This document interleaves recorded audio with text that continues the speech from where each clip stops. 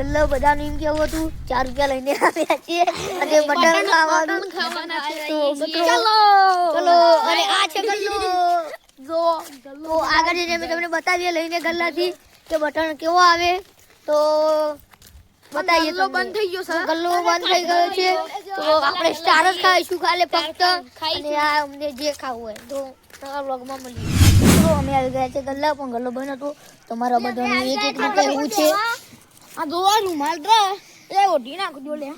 આ બહુ ઠંડી છે ઠંડી બહુ બહુ આ ગલ્લો હતો તે ગુગામ પૈસા વચ્ચે જાય કે ના વચ્ચે અરે ગાઈસ પીઝા ગલ્લા તો જવાનું વાવ